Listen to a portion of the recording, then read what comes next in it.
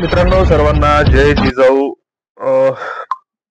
हरिभक्तपरायण इंदुरीकर महाराज यांच्या मुलीचा साखरपुडा लोटून जवळपास आठवडाभराचा कालावधी लोटला आहे.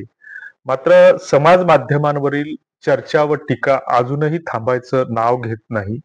अशातच त्यांच्या जावयांनी माध्यमांसमोर कबुली दिली की या सोहळ्यासाठी 2 ते 3 हजार लोक उपस्थित होते आणि या सोहळ्यावर भरमसाठ खर्च झाला.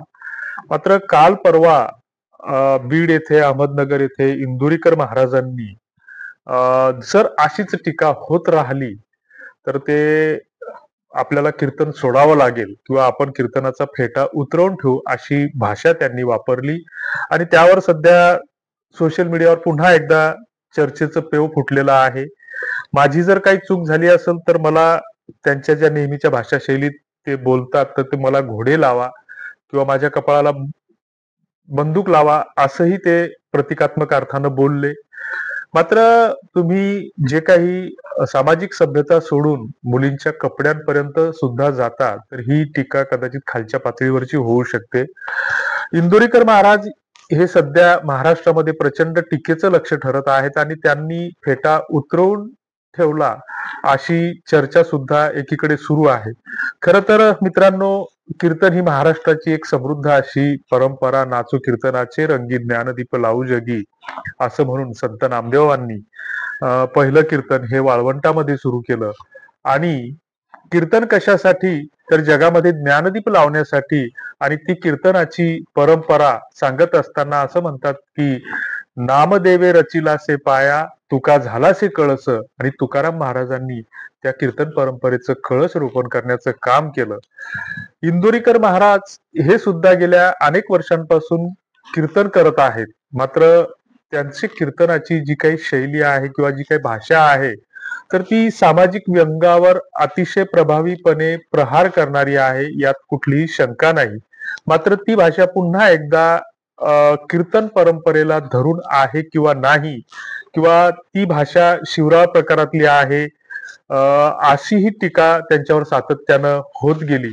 आणि अशा कंडिशन मध्ये की कमी खर्चात लग्न झालं तरी मुलं बाळ होतात किंवा समतिथीला विषमतिथीचा वाद काही दिवसांपूर्वी चर्चेला आला होता आणि त्याच्यातून मग बेवड्या बावड्या जुगारी अवलादी पैदा होतात अशी ही भाषा टीका टिप्पणी त्यांनी केलेली आहे. मात्र ते बोलत असताना त्यांची भाषा शैली जरी वेगळी असली तर ती काही चुकीचं बोलतात असं नाही.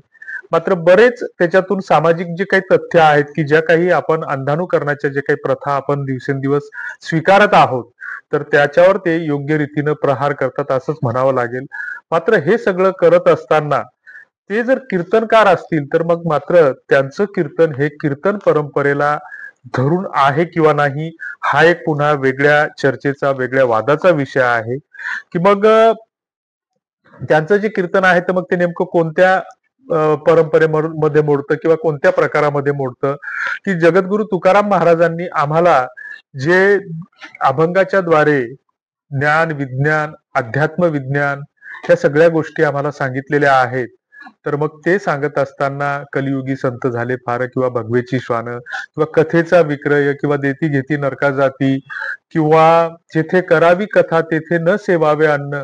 मग एकीकडे कीर्तन ही महाराष्ट्राची समृद्ध परंपरा असताना जर आपण 50 लाखाच्या फॉर्च्युनर गाडीमध्ये फिरत असू, 50-50 हजारापासून तर 2-2 लाख पर्यंत त्याच्या फिया घेत असू किंवा पाकिट संस्कृती जर आजकाल कीर्तन परंपरेमध्ये अवतरली असेल तर मग आपण जर लोकांना स्वतः 5,000पासून 2 लाखापर्यंत फिया घेऊन किंवा फियाचे पाकिट घेऊन किंवा बिदाकी घेऊन किंवा बांधनाच्या नावाखाली पैसे घेऊन पाकिट घेतल्याशिवाय जर त्या गादीच्या खाली उतरत नसू तर मग आपल्याला समाजाला जे काही समाजातलं अज्ञान दूर करत असताना त्यांना परमार्थ किंवा ज्ञान सांगण्याचा नैतिक अधिकार उरतो का याचं सुद्धा आत्मचिंतन करण्याची गरज आज निर्माण झालेली आहे. की तुकाराम महाराज स्पष्टपणे म्हणतात की जेथे करावी कथा तेथे न सेवावे अन्न. म्हणजे जेथे आपण कथा सांगत असू तर तिथं आपण अन्न सुद्धा सेवन करू नये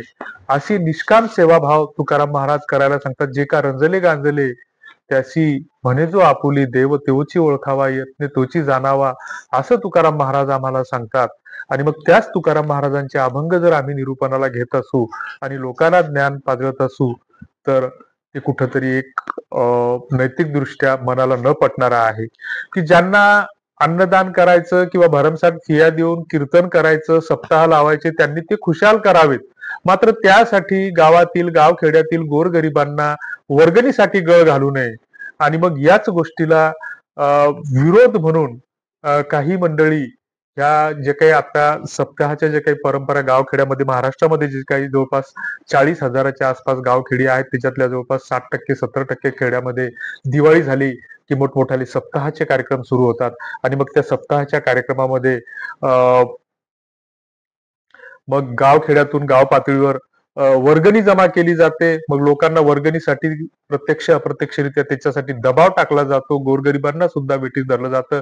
ज्यांना इच्छा द्यायची नसेल तर त्यांना सुद्धा मग कुठेतरी वाळीत टाकण्याची किंवा त्यांना हे करण्याची भाषा अनेक गावांमधून ह्या असे प्रकार घडत आहेत. आणि मग आजकाल त्यातून कीर्तन हा एक परंपरा न राहता किंवा ज्ञान प्रबोधनाचं साधन न राहता तो एक व्यवसाय झालेला आहे, हे आपल्याला कुठेतरी मान्यच करावं लागेल. आणि मग याच्या विरोधात जर कोणी बोलण्याचा लिहिण्याचा जर प्रयत्न केला तर ही मंडळी आमचा कुठेतरी आमच्या बुवा महाराजांचा अवमान झाला किंवा आमच्या संतांचा अवमान झाला म्हणजे संत आणि बुवा महाराज हे विशिष्ट गटाचे कॉपीराईट केव्हापासून झाले हे सुद्धा कळायला मार्ग राहत नाही.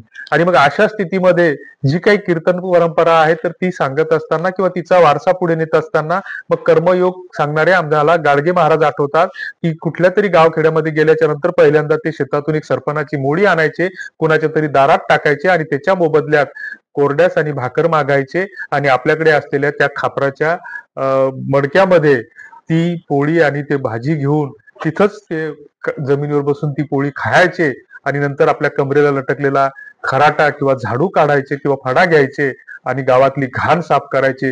दिवसभर गावातली घाण साफ करत असताना त्यांना जर कोणी प्रश्न विचारला की बाबा तुम्ही कोण, कुठले, हे कशासाठी करताय, तर ते लोकांना उत्तर द्यायचे की तुमच्या गावामध्ये आज कुठले तरी खूप मोठे बुवा महाराज कीर्तनकार येणार आहेत, त्यांचं पारावर कीर्तन आहे, मंदिरात कीर्तन आहे. आणि मग ज्यावेळेस संध्याकाळी लोक त्या पारावर मंदिरात जमा व्हायची तर त्यावेळेस गाडगे बाबा तिथे हजर असायचे आणि लोक त्यांना पुन्हा विचारायचे की बाबा तुमचे महाराज कधी येणार आहेत, बुवा कधी येणार आहेत. तर गाडगे बाबा त्यांना सांगायचे की येतीलच आता थोड्या वेळात. त्यांच्या मनासारखी गर्दी जमली की गाडगे बाबा स्वतःच मग कीर्तन सुरू करायचे, गोपाला गोपाला देवकी नंदन गोपाला.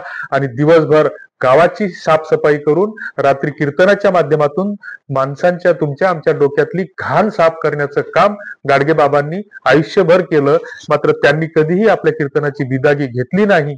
कमरेचा झाडू, अंगावर 17 ठिगळांचे कपडे आणि डोक्यावर एक मडकं, एवढीच त्यांची काळजी होती, ती संपत्ती होती. मग त्या गाडगे महाराजांनी आम्हाला निष्काम असा कर्मयोग सांगितला, निष्काम अशी कीर्तन परंपरा आम्हाला सांगितली. मग त्या गाडगे महाराजांचे, तुकाराम महाराजांचे, संत नामदेवांचे विचार सांगत असताना जर आम्ही फियांचे पाकिट घेत असू तर हे कुठंतरी एक समाजाला आणि त्या तथाकथित कीर्तनकारांना, बुवा महाराजांना विचार करण्याची गरज निर्माण झालेली आहे. जर या कीर्तन परंपरेच्या विरोधात किंवा याच्या बाजूनं जर सत्य बोलण्याचा कोणी प्रयत्न केला तर सख्या मायाला सुद्धा राग येतो. त्या पद्धतीनं यापूर्वी यावर विश्लेषण करताना रवींद्र पोखरकर सारखे असतील, ज्ञानेश महारावांसारखे असतील किंवा त्यांच्यावर सुद्धा पोलिसात तक्रारी झालेल्या येतात, धमक्या दिलेल्या येतात. गौरी लंकेश, दाभोळकर इत्यादी हत्यांच्या ह्या घटना अजूनही तपासात आहेत. मात्र हे सत्य बोलण्याचं धाडस कोणी करत नाही याच गोष्टीमुळं.